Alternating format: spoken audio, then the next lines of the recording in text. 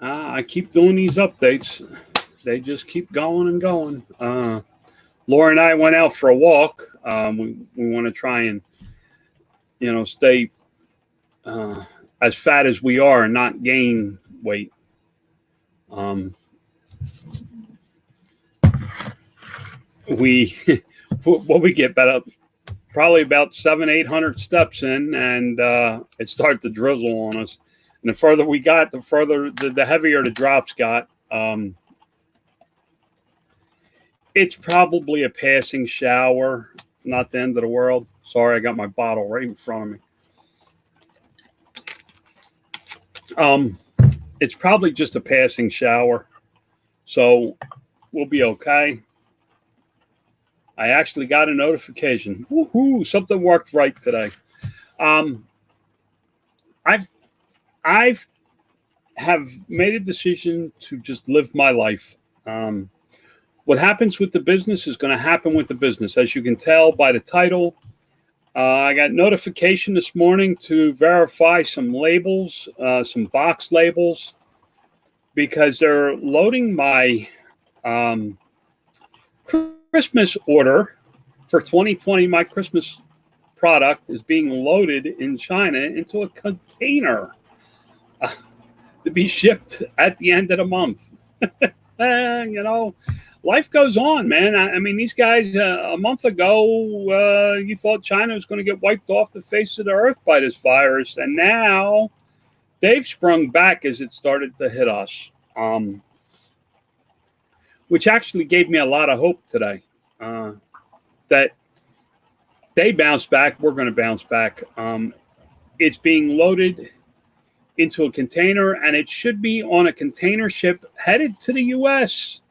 to a port near you at the end of the month. It's due here in May for Christmas 2020. So things are rolling. I mean, it looks a lot of doom and gloom. If you sit and watch and study and look at, you can get some really doomy, gloomy things in your head.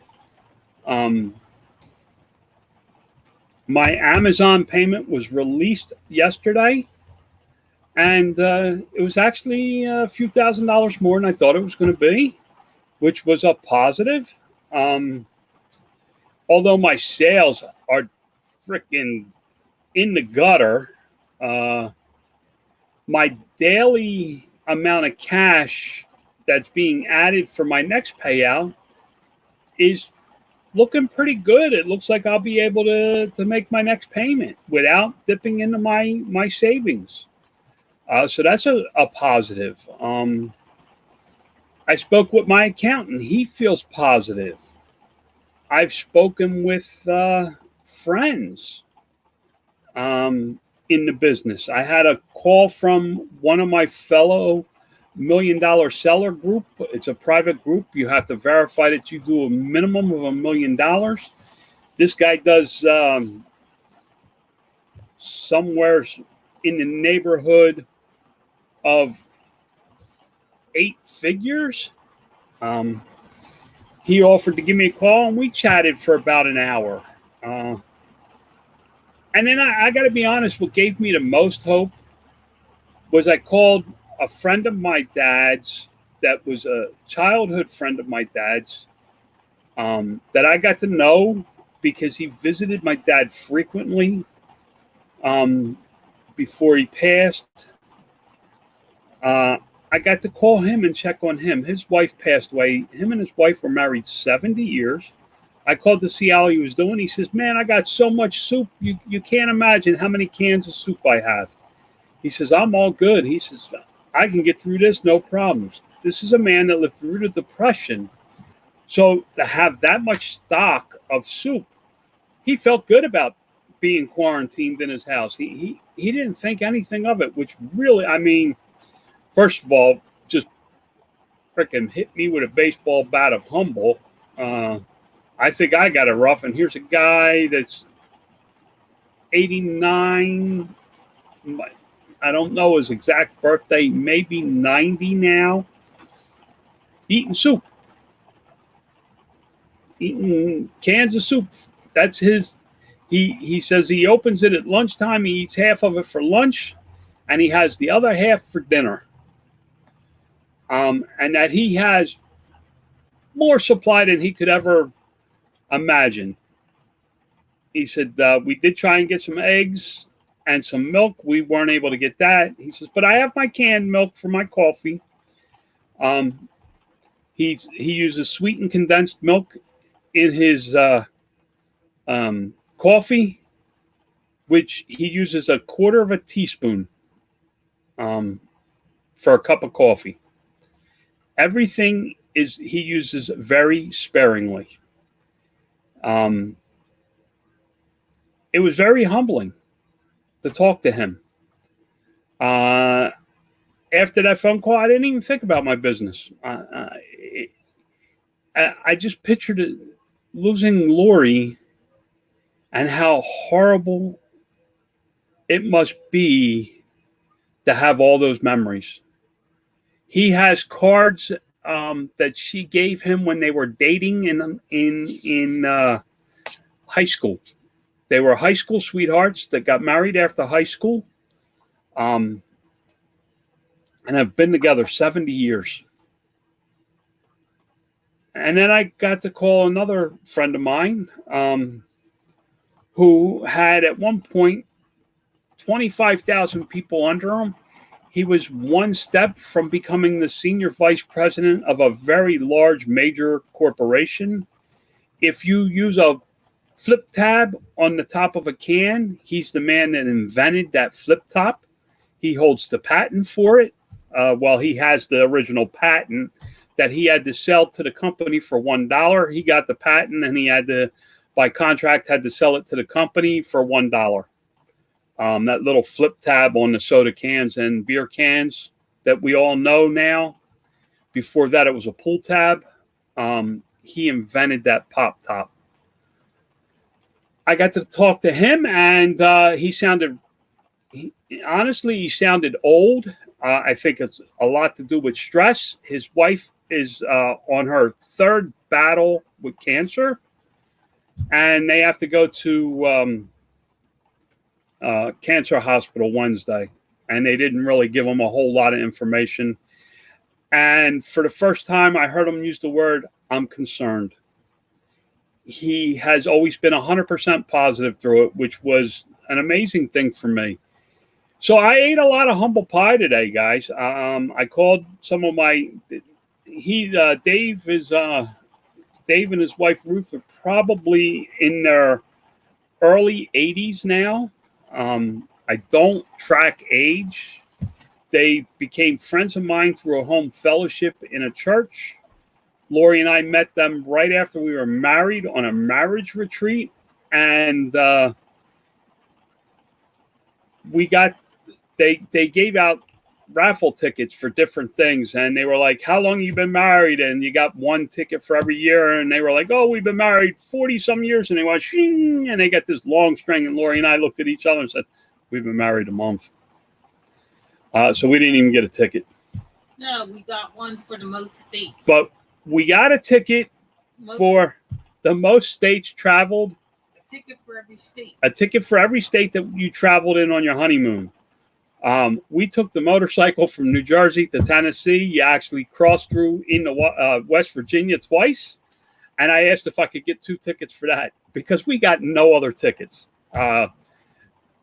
It was all about marriage experience. And we got to know Dave and Ruth through that because they had tons of tickets. These guys have been married many years. I got to guess they've been married more than 50 years. They do a lot of traveling, and they're wonderful people, and we got to know them, and we became friends. I mean, I don't know why. We always make sure we see them when we visit New Jersey. But I got to eat a lot of humble pie, and it made me change my attitude about how I feel about all of this. I'm not looking, sure, I go in and I check my numbers. We all check our numbers, hoping that some magic pill was swallowed by somebody somewheres and all this went away. It doesn't happen. But I'm not worried about what I'm going to do. When they give me information, I'll be happy. I'll make some plans and adjustments. If they choose to do nothing, I'll just keep banging away the best I can until I got to lock the doors. And I looked at rebuilding, and I honestly believe I can rebuild in 60 days or less. So I'm not worried about it. I'm really not. I have a whole new perspective now. I'm sure I'm going to battle depression again at some point. This is a very depressing time in history. I'm not near anybody I know other than my wife. But we have no family, we have no friends. There's nobody we can call and say, "Hey, why don't you come over and stay 6 feet away from us?" But we can yell, we can have a conversation in a very loud tone of voice. But we don't know anybody here. It's Lori and I going through this. So there's going to be times that we struggle with that. Lori struggles with it. I actually felt a lot better out there walking. I was hoping that the rain didn't come and we were able to actually walk more. I'm probably going to go back out and walk again because I'd like to get a couple thousand steps in before I take a shower and get cleaned up. It's just now lunchtime, and we really have been lazy in the mornings. We don't get started till about lunchtime here. First of all, it's chilly until that sun is up for a little while and bakes this desert. If you haven't been out here, it's a very interesting climate. It goes from hot, and when that sun disappears, it gets cold. And then when that sun comes back up, it takes till about lunchtime to usually warm up, unless you're directly in the sun. And then that sun is like being under a heat lamp.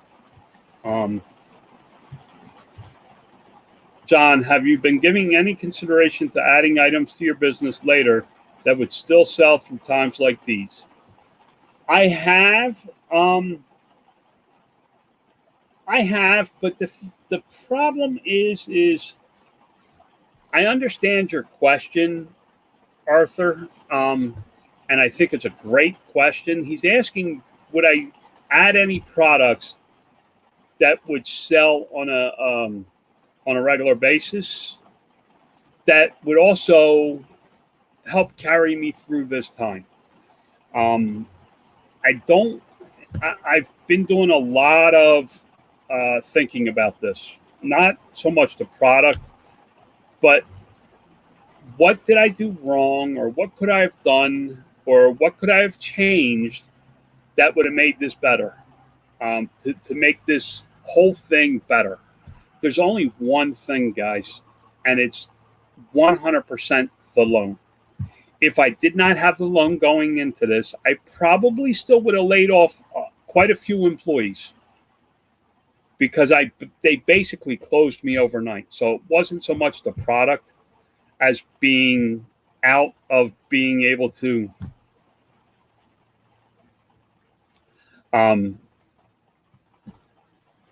being locked almost out of business, locked down out of business. If I did not have the loan, I'd probably be sitting here watching TV. It would have hurt to lay some employees off. But I would have survived this for quite a while. There was money there's money in the business checkbook. Lori and I have plenty of money personally. The problem of right now is this $35,000 a month payment to Amazon lending. But to answer your question, Arthur, I've actually I was doing some RA, and here's a charcoal soap. It's activated charcoal. I'm kind of scared to use this soap. I don't want to turn black. I'm terrified that because I handled charcoal before and your hands just turn. I know that's not possible, but there's just this sick thinking of mine that something's going to happen. We got charcoal toothpaste too. I'm looking at charcoal products. I got a tube of charcoal toothpaste. I actually have a company I found at the white label thing that works in charcoal. So I'm thinking about a line of charcoal products. I was thinking about it before all this came out, but now after this, I'm really looking at like I don't want to change my whole business model to where I do something totally different. But I am looking at maybe a line of soap or a line of toothpaste or some kind of personal hygiene item, maybe a personal hygiene kit for times of emergency. I would like something very shelf stable that it could be promoted as what do they call it? Freaking doomsday preppers and the freaking zombie hunters or whatever those guys are. So yeah, kind of. I've thought about it. More than finding the right product, because I believe it would be in a hygiene type product. Because with a hygiene type product, if my purchasing power is strong enough, when something like Tennessee had that tornado come through right before all this, I could send out 1,000 packages or 1,500 packages as a donation to that area as well. So I kind of like that idea. Internet shopping says, from what I understand, the adult novelty segment has seen an increase in traffic with the lockdown. I have no interest in adult products whatsoever. I understand it, but and I'm not gonna lie, I one of the first things I sold online was porn. So it just goes against my morals now to do something like that. I'd say the prepper market will experience a large increase in sales for quite some time as well. Yeah, but what I'm looking for is not so much a daily use thing. I'm looking for something that is small, self-contained, emergency kit. I don't know exactly. I really haven't put a lot of thought into it. But I have been thinking about, I need a product that in a situation, and I believe this will happen again, this type of scenario. So I want something that'll sell. A lot of people have asked me, how come I don't ship my product myself? I don't have a large inventory on hand anymore. When I went through the tax issues with California last year, I really twisted my business model and pushed back on my suppliers, and I don't stock product. So I really don't have product that I can ship out today. And the suppliers that will ship to me right now, I don't know that it would be beneficial to ship direct to the consumer. So I'm okay with it.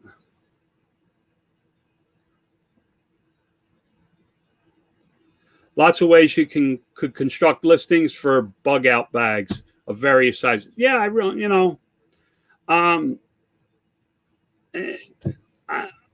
I thought about a pair of disposable underwear, almost like an emergency overnight kit you could throw in your glove box, and if you got stuck somewhere, you could survive. Or like astronaut food. You know, in the military, we had PTA baths. I'm not going to go into what that is if you don't know what it is, but we had those. There's things out there that could be done, and I'm considering it. I'm not against it.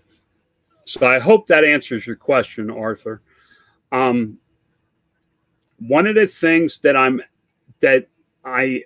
am absolutely 100,000,000,000% sure of is that as I start to come back, my only focus will be on getting rid of that Amazon loan. Or whatever loan I have at that time. If I end up with an SBA loan for 10 years, I'm not going to take 10 years to pay them back. I do not want to owe anybody any money. I never understood why that generation from the Depression was so stingy with their cash, why they were so, like the guy I told you was married for 70 years. His name's Harvey. I've seen his toothpaste tube. I've been in his bathroom, and he squeezes that sucker all the way out. And then he cuts it open, and they scrape out the inside and put it in a little Tupperware plastic lid container to make sure they get every drop of toothpaste out of the toothpaste tube. They darn their socks. My grandfather had worked at Lenox, China for, I want to say 47 years. He started when he was 16 years old he folded the boxes. They put the China plates in to ship them. Was his first job.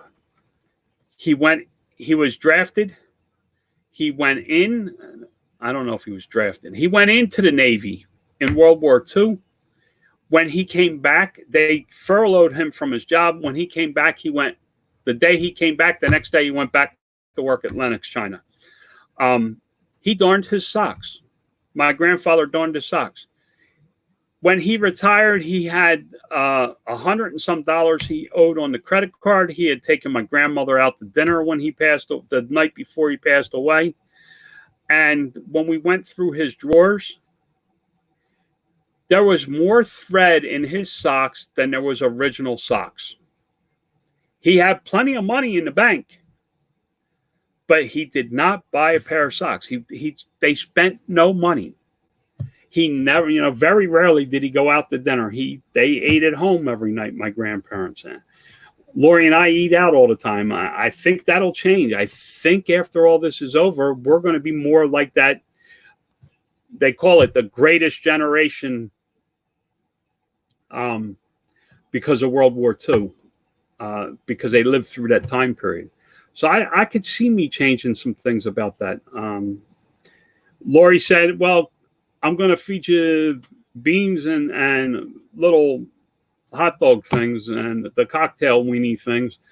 But tonight we're going to have sweet potato and kielbasa. Is that too much alike? And I'm like, no. If that's what you're going to put in front of me, I said, I'm fine with that. I mean, don't try and put no freaking liver in front of me. I'm not going to eat no liver. You can put, I don't care how hungry I am. I don't think I'm going to try liver. You got a better chance of me cooking the dog and eating the dog than trying the liver. Probably don't have liver in the stores anyway. That's just, I mean, that's how I am. I can't get past the smell of it. I used to have to cook liver in the service. I couldn't get past the smell of it. It made me sick. I didn't eat for a day after that. Cash is king. Yeah, I'm learning cash is king. Listen, if it wasn't for the Amazon loan, you would not hear me. I would be talking about this because of the great change, the quickness of the changes. My sales were X dollars one day, and the next day they were down by 75%. There was no decline. Okay, so question begs, if buyer behavior changes, how do resellers best take advantage of that? Personally, I'm amazed that people buy most of the junk we sell. I don't know that buyer behavior is going to change. I really don't. As a whole, I understand what you're asking. You're saying as a whole, if the buyers become more attuned to what's going on, if you're doing all right, you're going to struggle.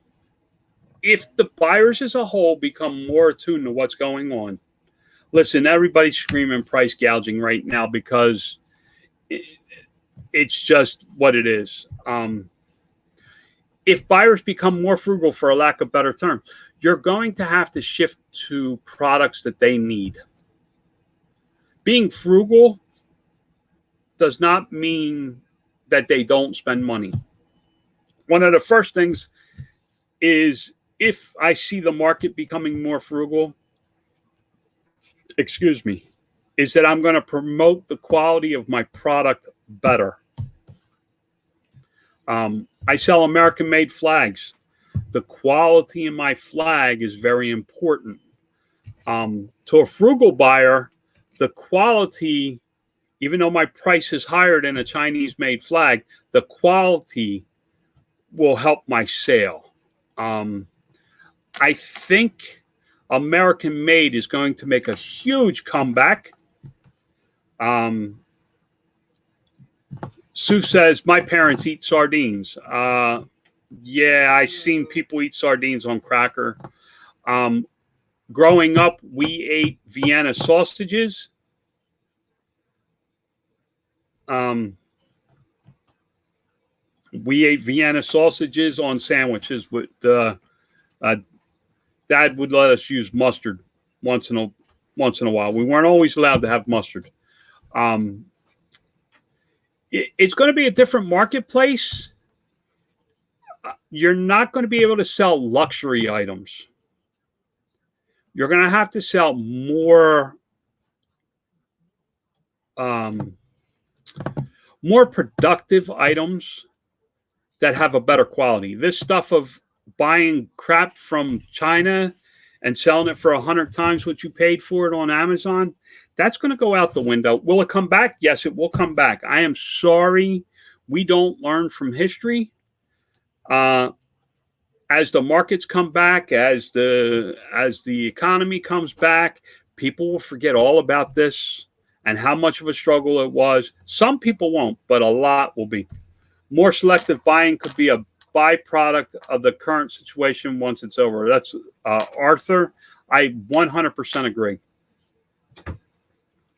I know for me, one of the first things I'm looking at is increasing the quality of my product from China. I can't do it this time for Christmas. The order is placed and paid for.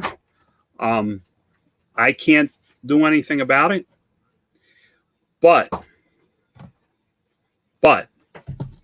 the next time, it will be a better quality product. I think it will matter in the future. I think quality is going to play a big part. For instance, we sold a $275 Funko Pop over the weekend. To me, that's insane. I can't see that kind of market lasting after this, or at least I'd hope not. I can actually see that market continuing. There are people with disposable income. There are people like myself. If you take my business away and just look at my personal, I am no millionaire by far.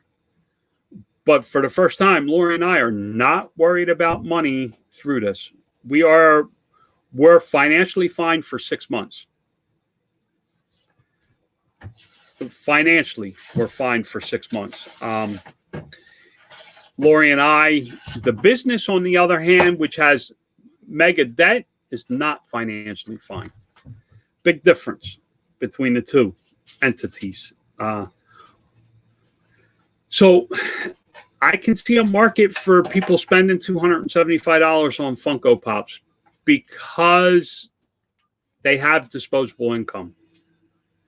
It's like we ask ourselves all the time when we see it, why do the superstars, why do these $100 million football players have 6 Lamborghinis because they can. They have disposable income for that. Does it make sense that somebody pays $275 for a Funko Pop? I don't give a crap what the economy's like. But to spend $275 for a box that was $8, don't make no sense. Never made any sense to me. But that's why I don't sell Funko Pops. I believe made in America will make a huge comeback. First of all, we're going to need made in America for our economy to recover. We can't send our money to China and expect our economy to recover.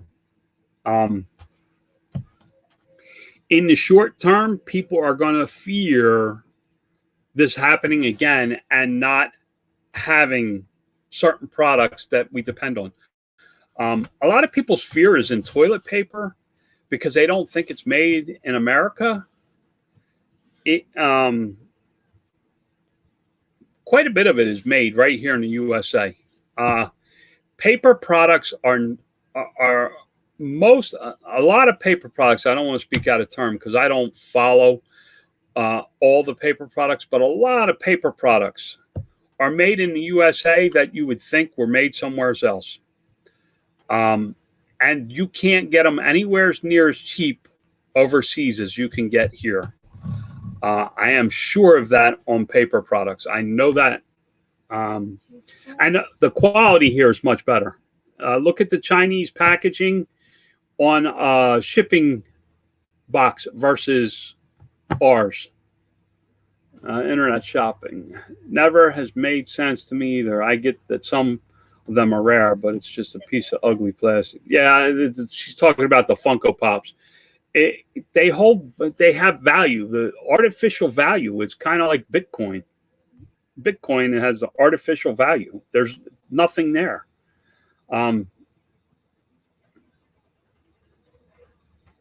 We have a huge paper industry here. Yeah, I know one factory in particular that they have to have a special tractor trailer to ship the roll of paper that they use to put in the machine.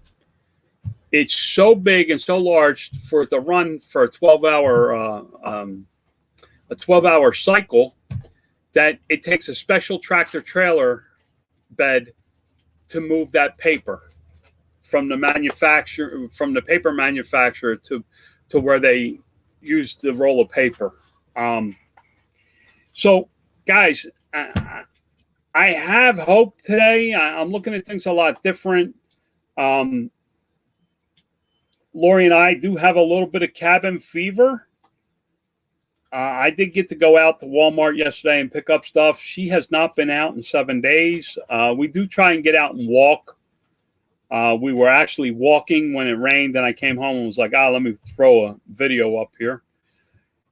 Remember, if you need to talk, reach out to me. I'll do my best. I can't promise. I do get sidetracked. You watch my videos, so you know that I'm scatterbrained. But I'll do my best to help. If you need something, reach out to somebody. Don't be scared. If you have extra, offer it to your neighbor. Man, my neighbor's had such bad luck. He's from Canada. He blew a water line in his older RV. It took him 3 days to get it all put back together so that he could attempt to drive home. He went and got fuel and parked. Somebody totaled the front end of his RV. It's end up going to be totaled. It's just that sales are great. Pat, I know, and tell me how much you love eBay. Pat loves eBay. Don't listen. I've met him. He took me to the worst barbecue place in Texas, and he told me how much he really likes eBay. Pat, I hope I get back down there soon, buddy. We were hoping to be there already. I'd love to have another barbecue meal. That was good. Hang out. Wonderful daughter that I got to meet his daughter, who's just an angel. And guys, remember, I'm praying for you. God loves you. I'm trying. That's going to be my tagline. God loves you, and I'm trying. God bless. I'm out of here.